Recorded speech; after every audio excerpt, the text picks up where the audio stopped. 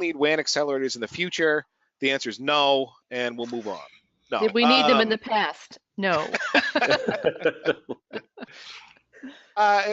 Do we still need WAN accelerators in the future? The answer is probably no. It kind of depends on what you're talking about. Are you talking about what sort of application traffic are you delivering and what's the context? If you're talking about HTTP over the internet, no, we're past that part. We're moving into a world of all encryption where you don't want to be having middle boxes in the way. You're going to start breaking all kinds of things that have been planned with HTTP2, quick, and so on. So you need to get past that. That said, there are use cases for WAN acceleration, I believe. So for example, if you look at Silver Peak, their heritage is WAN acceleration. That's what they've done.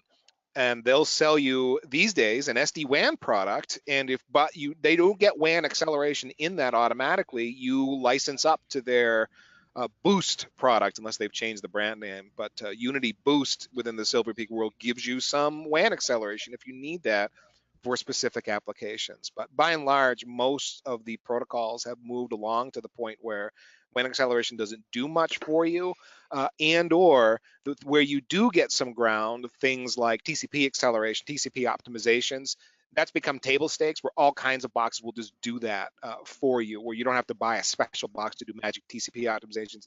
It's just there. It's a thing you turn on. And I remember somebody showed me a security product a while ago that was focused around, it was a kind of a different take on VPN, and TCP optimizations were like a checkbox that were there. So it's not rocket science to do that bit of it anymore, and that's where you get a lot of your acceleration capabilities nowadays. What about way into the future, where we're talking about communicating with Mars, or even up to the International Space Station, where? Well, you're talking about super high delay situations, Denise, and and being a little silly at the same time. But are you proposing in a sideways way that maybe there's still a use case for WAN acceleration in a dedicated way? With a disclaimer that I only have one customer ever in my entire career that's actually deployed it in a large scale.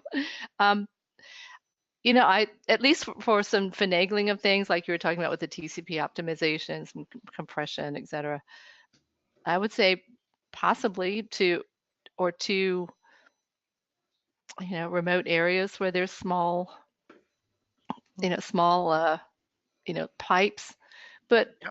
I don't know. 2 weeks ago, I was at the HIMSS, the Health IT conference, and I sat in a thing by two women who do healthcare on the space station, and talking about how downloading and uploading scans, because they're doing a lot of medical tests up there, and how they have to, the IT behind it, and how they have to kind of wait until they get to a place where the signal's strong enough they can get part of the full 35 meg that they can max out at.